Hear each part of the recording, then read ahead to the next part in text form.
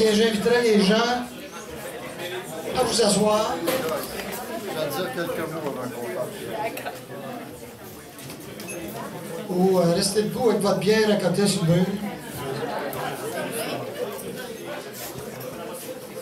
On est toujours 2-3 dans un bar, tu sais, ils sont à côté sur le bar de pas. C'est eux autres qui tiennent le bar. Est-ce qu'il y a des chaises pour tout le monde? C'est le fun, il manque de chaises. Est-ce que tout le monde veut une chaise avec son groupe? Non, mais il faut se tenir debout. Denis,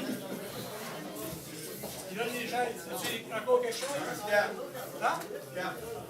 Puis il n'y en a pas en bois, là. Denis, on va sortir une couple de chaises de peau. Où est-ce qu'il est, Robert?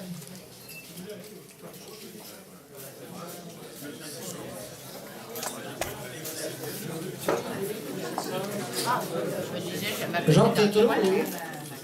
Ah, il faut pas des chaises basses. Pas bien. Bon, écoutez, bonjour, bonjour tout le monde. Merci beaucoup d'avoir répondu à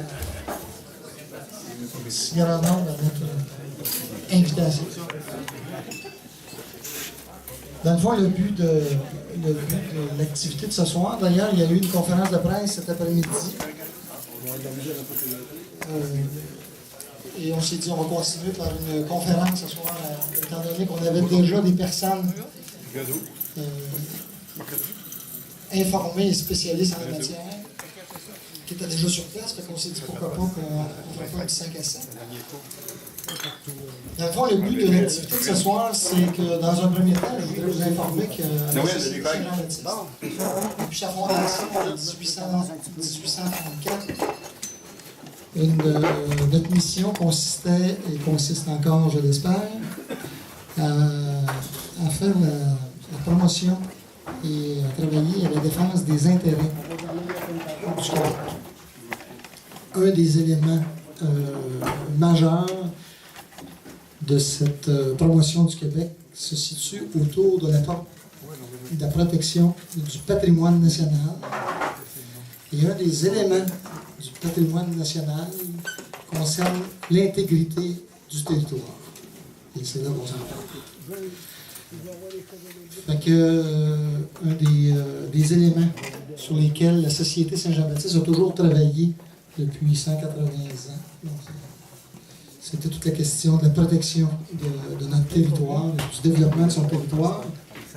Par contre, en Mauricie, historiquement, là, il y a deux, trois, en tout cas, il y a une historienne devant moi là, qui me regarde et je te dis que c'est pas chic. Mais c'est pas grave, j'ai pas fini en histoire, fait que je peux dire n'importe quelle niaiserie. Vous direz, lui, il y avait un qui étudiait en histoire. Mais simplement pour dire qu'effectivement, en Mauricie de façon particulière, on a toujours eu beaucoup de difficultés à contrôler le développement de notre territoire. C'est une région qui a été historiquement plutôt contrôlée par les étrangers, par les autres. Tranquillement, les étrangers sont partis. Puis là, on essaye de nous en passer un autre.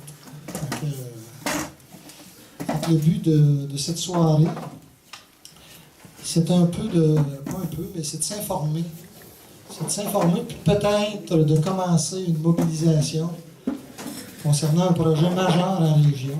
Et dans le fond, ça a débuté au conseil d'administration suite à une réflexion qu'on a faite concernant le manque de débat, le manque de réflexion en région.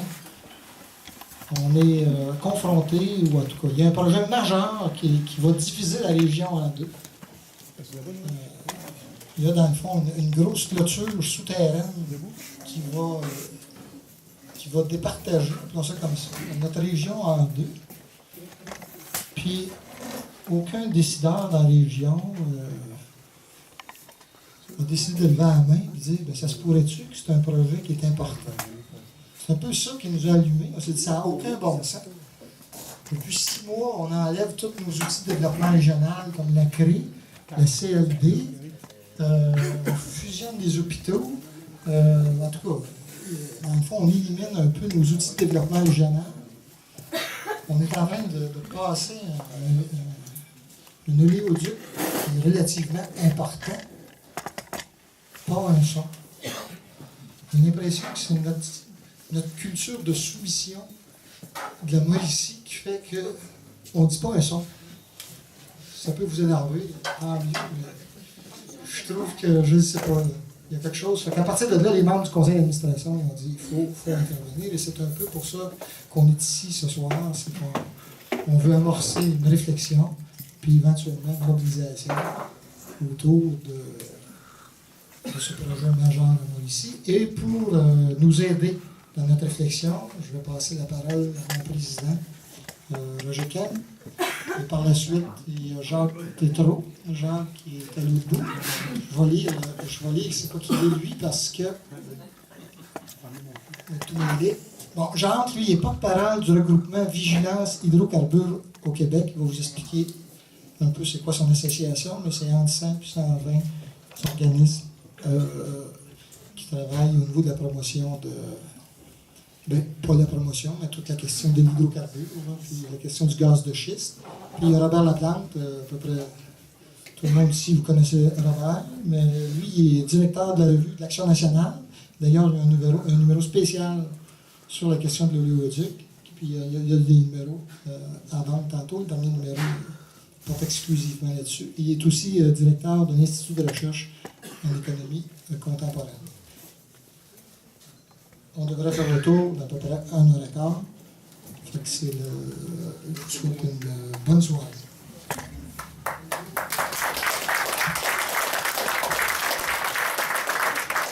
Bonsoir tout le monde, merci d'être présent. C'est chaleureux de voir tant de monde et on réalise quand on voit du monde que nos actions sont importantes, puis c'est une belle preuve. Alors, comme on disait tantôt, le conseil d'administration de la Société de Mauricie s'est réuni et ont discuté de cette problématique du passage d'un oléoduc sur notre territoire. Si vous avez la chance d'acheter le livre de l'Action nationale, vous allez voir dedans, il y a un dossier complet où on raconte l'histoire à partir de Lanoret. Où est-ce qu'un petit groupe, tout petit, graduellement grossi, mais je ne vendrai pas la main, je vais laisser Robert nous en parler tantôt. Mais c'est à partir de ça qu'à un moment donné, on s'est dit, hey, ça ne bouge pas chez nous. Soyons le petit groupe qui fait en sorte que les gens vont se mobiliser. Alors, suite à ce que vous allez entendre de Jacques et de Robert, la société a des exigences. Alors, je vous fais une nomenclature des exigences que nous allons avoir. La Société Saint-Jean-Baptiste de la Mauricie est d'avis que le gouvernement du Québec, avant d'entreprendre toute discussion en vue d'accepter la construction de l'oléoduc Énergie S par la compagnie TransCanada, devrait exiger, premier temps, que le promoteur respecte la langue française et l'esprit de la Charte de la langue française qui fait du français la langue commune au Québec, en traduisant les documents concernant l'oléoduc Énergie S et en s'engageant à donner toute communication publique et avec les citoyens du Québec dans la langue officielle du Québec. Vous savez qu'il y a un document de 30 000 pages qui TransCanada refuse de traduire en français. Que la compagnie s'engage à respecter les processus d'évaluation du Québec, c'est-à-dire le BAP, et à respecter les normes environnementales en vigueur au Québec. Autre exigence, qu'aucune discussion sur le tracé ne soit faite sans que la population habitant le territoire concerné ne soit consultée. Par exemple, puisque l'oléoduc passe dans la rivière Saint-Maurice, en amont de la prise d'eau de la ville de Trois-Rivières, la population de Trois-Rivières se doit d'être consultée. Autre exigence, que la compagnie TransCanada et le gouvernement canadien s'engagent fermement à respecter toutes les normes environnementales en vigueur au Québec. Autre exigence, que le promoteur reconnaisse sa totale responsabilité dans tous ces déversements de pétrole provenant de l'oléoduc Énergie S et qu'il s'engage à créer, si jamais il obtient l'autorisation de construire son pipeline, un fonds d'indemnisation d'au moins 1 milliard de dollars à déposer avant le début des travaux. avant-dernière exigence, que soit négocié avec la compagnie TransCanada et le gouvernement fédéral une formule de redevance servant à compenser les risques encourus par la population du Québec en cas d'autorisation des travaux et d'exploitation de l'oléoduc. Et dernière exigence, qu'une entente avec le gouvernement fédéral soit ratifiée afin de récompenser les pertes financières attribuables au fameux phénomène du mal hollandais que les exportations de pétrole sont susceptibles de provoquer. Alors, devant la planification et les conditions établies par la compagnie TransCanada et le gouvernement fédéral pour la construction de l'oléoduc Énergie Est, ainsi que l'attitude à-plat-ventriste du gouvernement du Québec, faisant fi du respect du territoire québécois et de ses ressources d'eau potable, de son économie, de sa population et de sa langue, la Société Saint-Jean-Baptiste de la Mauricie se prononce contre la construction de l'oléoduc Énergie Est.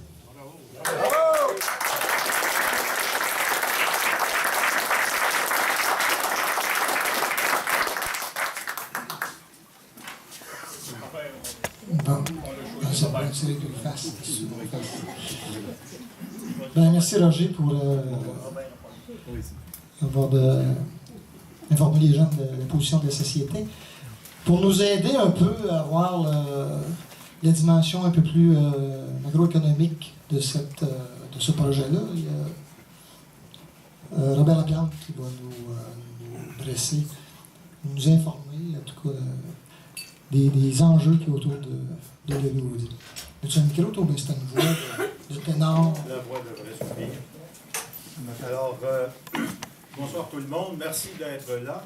Merci de me fournir l'occasion de vous présenter le travail admirable qu'ont réalisé les collaborateurs à ce numéro double de la revue L'Action nationale.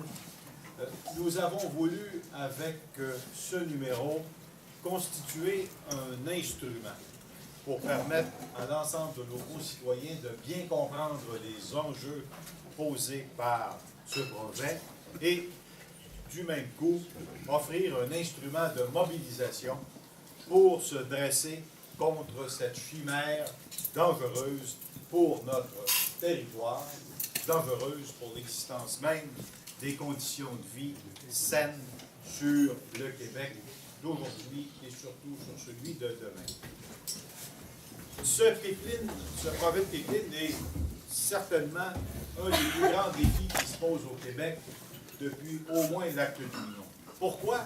Parce que c'est une véritable expropriation, non seulement du territoire, mais de la démocratie québécoise elle-même, puisque ce que ce projet vise à faire, littéralement, c'est à nous priver de tout contrôle sur les infrastructures de transport qui structurent notre territoire, qu'il s'agisse du fleuve, qu'il s'agisse du transport ferroviaire, du transport routier et, bien entendu, du transport par pipeline. En fait, la question des sables bitumineux, c'est un défi qui nous touche très, très directement au cœur de ce que nous avons bâti depuis 4 siècles ici, puisque les accidents et les risques inhérents à ce projet sont susceptibles de remettre en cause l'habitabilité même du territoire et dans sa région la plus névralgique, la vallée du Saint-Laurent. C'est aussi de nous faire complices d'un véritable saccage planétaire, puisque l'exploitation des sables bitumineux concerne l'ensemble de la planète. Ses effets sur la production de gaz à effet de serre et les effets de ceux-ci sur les perturbations climatiques nous dictent de nous y opposer fermement, puisque c'est une menace dont non seulement le Canada fera les frais, mais l'ensemble de la planète, et particulièrement, on le sait maintenant, les pays les plus susceptibles d'être affectés sont les pays les plus pauvres. C'est aussi, bien entendu, un enjeu économique majeur, puisque les enjeux du pétrole sale concernent la possibilité même de maintenir une option de développement durable. On ne peut pas à la fois soutenir le développement pétrolifère et d'autre part prétendre que nous avons le souci d'organiser notre économie en changeant de base énergétique. C'est donc une menace et cette menace, elle est un révélateur non seulement des risques et des conséquences environnementales, mais de ce que le Canada est devenu. Les Québécois sont trop nombreux à vivre sur une image totalement fausse de ce qu'est devenu le Canada. Le Canada, c'est un pays extractiviste. C'est devenu un pétro-État. Si bien que sa logique de développement, la logique des relations politiques qui sont définies par ces choix de développement-là, n'ont plus rien à voir avec ce qu'il était. Les Québécois n'ont pas encore réalisé jusqu'à quel point les choix que le Canada a faits les heurtent de façon radicale dans ce qu'ils sont et non pas seulement dans ce qu'ils habitent. Le Canada mise tout son développement sur le paradigme d'exploitation des énergies fossiles et des minerais. Ce choix, il le justifie par le fait que les sables bitumineux lui ont donné, par la magie de la géographie, la deuxième plus grande réserve pétrolière du monde. Une réserve toxique par ailleurs, et une réserve qui est enclavée. Le Canada a un problème, il ne peut pas sortir ce pétrole qu'il ne veut pas transformer. C'est ce qu'il faut bien comprendre. Il veut sortir ce pétrole pour l'envoyer comme matière brute à l'extérieur du pays, essentiellement d'abord vers l'Europe et ensuite, si possible, vers l'Asie. Or, pour sortir ce pétrole, il est obligé de composer avec ses voisins et certains de ses partenaires, entre guillemets, de la Fédération. Or, les Américains n'en veulent pas. Le président Obama a mis son veto sur le tracé du pipeline Keystone XL. Et il l'a fait pour la même raison que nous devrions le faire. Obama a affronté la Maison-Blanche, a affronté les républicains et une partie des démocrates eux-mêmes en disant « Il n'y a rien qui justifie que nous prenions un tel risque environnemental pour une solution qui n'apporte aucun avantage économique aux États-Unis. » Alors là, il n'est même pas question de contrebalancer les risques par les avantages. Il n'y en a pas. Obama a dit on va simplement servir de lieu de transit pour exporter un pétrole. Ça ne créera rien qui ne soit digne d'une contrepartie aussi risquée que les déversements qu'un tel pipeline va inévitablement provoquer. Pourquoi? Parce qu'aucune solution technologique n'est parfaite et n'est absolument sûre. Et Obama dit la question n'est pas de savoir quand il va y avoir, s'il va y avoir un déversement, mais plutôt quand il aura lieu et où. Et dans le tracé, c'est essentiellement la menace à l'aquifère, à la nappe phréatique, qui est invoquée comme argument. Ce qui est bon pour les Américains, dans ce cas-ci, ça devrait être bon pour les Québécois. Nous n'avons aucun avantage économique à consentir à prendre un tel risque. Le projet de pipeline, ça va créer quelques dizaines d'emplois au plus sur le territoire du Québec. On nous fait miroiter les retombées pendant la période de la construction, mais rien ne dit que ce sera des entreprises québécoises et non pas celles de Calgary qui auront le contrat de le construire. Et une fois qu'il sera construit, il y a quelques emplois de gardiennage et d'entretien, point à la ligne. Rien de structurant pour l'économie du Québec. Pourquoi donc le gouvernement fédéral et les pétrolières choisissent-ils de le faire passer chez nous? Bien, parce que les Américains n'en veulent pas et qu'ils ont la force d'imposer leur volonté, et parce que la Colombie-Britannique a dressé un nom ferme et que les Autochtones, qui ont des traités de signer avec le Canada, ont dressé un véritable barrage juridique qui fait en sorte que si jamais le pipeline était imposé de ce côté-là, il y aurait des poignées juridiques pour une saga qui durera des années, sinon des décennies. Alors, il reste un point à enfoncer, c'est le Québec. Le gouvernement fédéral compte sur un État québécois faible pour littéralement nous imposer une solution qu'il juge conforme à son intérêt national et qu'il est déterminé à nous imposer. Et il pourra d'autant plus facilement le faire qu'il y a deux réalités politiques que les Québécois n'ont pas encore bien intériorisées.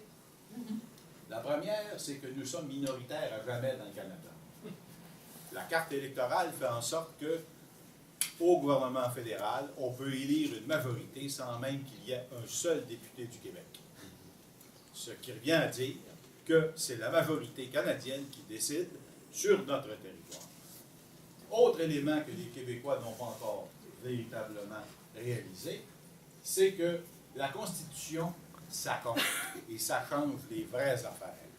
La Constitution du Canada donne au gouvernement fédéral tous les pouvoirs pour renverser n'importe quelle décision de l'Assemblée nationale et de la volonté québécoise en ces matières. Okay? Le gouvernement fédéral peut procéder unilatéralement au nom de l'intérêt général du Canada, c'est le texto dans la Constitution. Alors, évidemment, cette prise de contrôle s'accompagne d'une exaction formidable, parce que non seulement il peut nous l'imposer, mais il peut nous laisser la note, la facture du risque. On l'a vu à Mégantic, mais ce n'est qu'un début. Essentiellement, ce que le gouvernement fédéral peut faire, et ce qu'il est en train de faire avec cette alliance contre nature, mais ô combien fréquente, entre le grand capital et l'État canadien, c'est essentiellement de traverser la volonté démocratique du Québec. C'est de nous réduire à l'état de vassal chez soi. Si ce n'était que ça, ce serait déjà ignoble, mais il y a quelque chose de pire, c'est que non seulement on nous demande d'assumer tous les risques, non seulement on n'a pas la dignité élémentaire de respecter notre langue, alors imaginez si on ne veut pas les traduire, ce que seraient les procédures juridiques pour essayer de réclamer à Calgary un dédommagement pour une saloperie qui se serait passée sur notre territoire. Bonne chance. Il n'y a pas de retombée économique. Ça nous rend complices d'un désastre planétaire.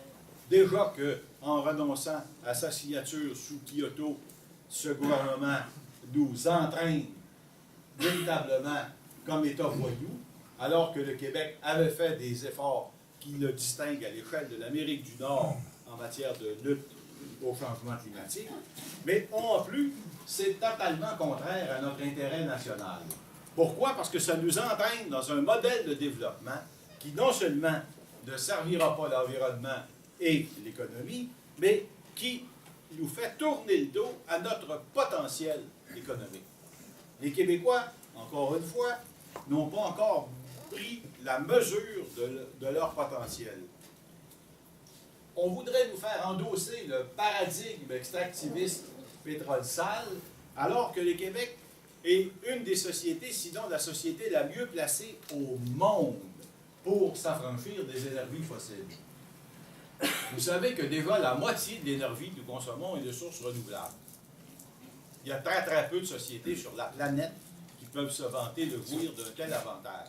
Et au surplus, nous possédons des avantages exceptionnels en matière d'énergie renouvelable non encore exploitée. Le cas de l'éolien, évidemment, on l'a gâché par des mauvais choix politiques, mais le Québec est le plus grand gisement éolien d'Amérique du Nord. C'est un potentiel inouï. Nous avons une forêt boréale dont le potentiel de biomasse est exceptionnel. Nous avons tout ce qu'il faut pour nous affranchir du pétrole. Et en plus, nous avons l'urgence pour le faire, parce que le pétrole nous appauvrit d'ores et déjà. Chaque année, c'est 15 milliards de dollars qui sortent de notre économie pour importer du pétrole que nous consommons, pendant que nous avons des surplus d'électricité. Cherchez l'erreur. Nous pourrions remplacer ce pétrole par des énergies renouvelables que nous contrôlons. Et il faudrait qu'on tourne le dos à ça en prenant le risque environnemental majeur que nous impose le paradigme pétrolier. Ben, c'est d'une absurdité totale. Alors, les gens qui pensent que la Constitution ne change rien et qui pensent qu'ils sont chez eux, vont découvrir que à Calgary, un projet d'affaires peut décider de défaire des terres qui ont été cultivées pendant 8 générations. Nous ne sommes pas maîtres dans la maison. C'est un grand, grand défi sur notre droit à l'autodétermination. Évidemment, nous sommes bien équipés pour nourrir une alternative, mais nous sommes en avant d'un rapport de force qui est extraordinairement défavorable. Ce sont des centaines de milliards qui poussent derrière ce pipeline. C'est beaucoup, beaucoup d'argent. C'est une force destructrice d'envergure. Évidemment, ça nous donne tout de suite l'image de David contre Goliath. Qu'est-ce qu'on peut faire pour arrêter ça? Je vous rappellerai que dans l'histoire de David contre Goliath, c'est David qui gagne. Et le numéro que nous avons conçu, c'est pour équiper David. C'est pour l'équiper comme il faut. Je vous invite à le lire avec attention. C'est un numéro extraordinairement motivant, mobilisateur sans complaisance, qui commence par une victoire. C'est pas souvent qu'on a ça, là. Une véritable victoire. Le dossier de la MRC d'Autrey est exemplaire et admirable à tous égards. Mme Sarrazin qui est là, qui a collaboré. Les articles nous montrent comment un groupe de citoyens engagés, bien campés dans leurs appartenances, peut réussir à vaincre le pire de tous les obstacles, l'indifférence. Peut attirer l'attention de ses concitoyens et réussir progressivement à faire comprendre où se trouve l'intérêt commun, où se trouve le bien commun.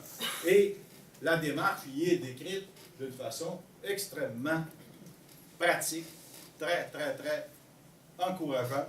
Et j'espère que les militants et les militantes qui vont s'approprier cette démarche-là vont faire preuve de la même discipline militante. C'est véritablement le chemin à suivre. Ensuite, le dossier s'attarde à examiner les enjeux sous tous les cas de figure. Qu'est-ce qu'il arrive avec le transport ferroviaire? Vous savez, faire sauter le centre-ville de Lac-Mégantic, faire mourir 40 personnes, 45 personnes, plonger toute une communauté dans une tragédie, ça ne change rien. La vérité, c'est qu'il y a plus de wagons-citernes maintenant qui circulent sur le territoire qu'avant cet incident, cette tragédie pour les gens qui l'ont vécu. Alors, il faut donc véritablement bien comprendre que c'est une chose de se lamenter, c'en est une autre d'agir. Et c'est d'autant plus important de prendre conscience de ça que nous finançons déjà l'opération. Les sables bitumineux sont une industrie très largement subventionnée. Alors, pendant que nous sommes ici ce soir à nous interroger là-dessus, sur nos chèques de paye, il y a déjà un montant qui finance les industries pétrolières. La contribution québécoise aux subventions pétrolières annuelles, notre quote-part, c'est au-delà de 320 millions par année. Alors ça, c'est pas un détail. Il va falloir qu'on finisse par comprendre que si on ne contrôle pas nos impôts, on ne parviendra pas à détricoter ce genre de problème. Et il faut arrêter ça. Le problème, évidemment, c'est qu'au Canada, la majorité peut continuer de décider de subventionner l'industrie pétrolière et nous, pendant ce temps-là, de déplorer qu'il n'y a pas de livres des bibliothèques pour les enfants. Ferroviaire, le municipal, le maire d'Amqui nous explique comment ça menace le schéma d'aménagement et en quoi ces tracés, ces itinéraires pour faire circuler le pétrole sont, encore une fois, des facteurs de distorsion et des menaces sur tous les enjeux d'aménagement du territoire. Le fleuve, évidemment, l'artère principale, où, encore une fois, nous n'avons pas de contrôle. Les superpétroliers vont continuer d'aller à Sorel, s'alimenter en pétrole que le ferroviaire aura transporté, et les menaces qui pèsent sur le lac Saint-Pierre, les menaces qui vont peser sur l'érosion des îles, les menaces qui vont être dressées, merci Vachette, qui vont être dressées pour les riverains, tout ça, encore une fois, échappe au contrôle québécois. Et vous allez voir que parmi les enjeux cachés sur le maritime, il y a celui de la navigation sous pavillon de complaisance. On pourra nous raconter, tant qu'on voudra, que les compagnies vont être responsables et s'il arrive quelque chose, on pourra poursuivre pour compenser. Sous pavillon de complaisance, c'est plus que dur. Alors, là aussi, ça pointe un enjeu qui déborde largement la question du pétrole et qui, dès maintenant, devrait interpeller l'ensemble des citoyens. Enfin, aussi, un article fort éclairant sur les limitations dans les batailles à venir. On ne peut pas fantasmer, comme on l'entend, là, allègrement sur les redevances mirobolantes que nous pourrions éventuellement toucher si jamais on laissait passer le pipeline. Ça ne marche pas comme ça. Parce que le Québec, comme le Canada, est lié par des traités. Un en particulier, c'est l'ALENA. Et nous ne pourrions pas faire n'importe quoi sous prétexte que nous voulons faire payer des redevances pour compenser le risque. Alors, la meilleure façon de ne pas se retrouver dans ce dédale d'obligations juridiques et commerciales, c'est de ne pas mettre le doigt là. C'est bien que c'est un corridor étroit que nous avons en avant de nous, un corridor où le fait de dire oui devient un gigantesque boulevard sur lequel les citoyens du Québec ne compteront plus. Si nous disons non, nous avons quand même un problème qui est celui de trouver les moyens de réaliser une stratégie alternative pour nous priver de pétrole et pour faire passer notre économie dans une base énergétique renouvelable. Mais ça, c'est un défi qui nous profitera à nous. C'est un défi dont toutes les conséquences seront décidées et assumées par la population du Québec. Là, nous sommes en présence de décisions qui se prennent ailleurs, de technologies qui nous sont imposées et d'un modèle de développement qui est contraire à nos intérêts, alors que nous avons tout ce qu'il faut pour faire autre chose. Et ce numéro-là, je crois, va permettre à tout le monde de comprendre qu'un autre développement est possible et que nous sommes bien placés pour le faire, à la condition de commencer par s'occuper de nos affaires. Alors, je vous invite à le lire et, si vous l'aimez, à le faire lire. Et si vous ne l'aimez pas, parlez-nous-en, on va s'améliorer pour le prochain. Merci beaucoup. Bravo.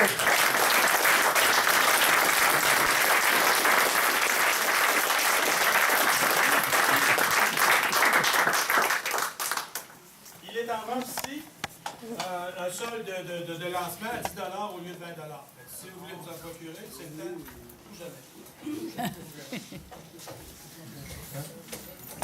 Il est d'autant plus intéressant qu'il y a un article dedans de Lucia Ferretti. Là, tu m'avais dit de le dire, hein? Non! J'ai un de même, là. On va donner 20 piastres. Lucia, elle a écrit un article qu'elle écrit d'ailleurs régulièrement dans cette revue. C'est une excellente revue. C'est des intellectuels au Québec qui produisent là-dedans sur des enjeux sociaux, politiques et économiques. Sur le démantèlement de la nation. Fait que, si vous voulez qu'on fasse, on va encourager une pauvre enseignante de l'université.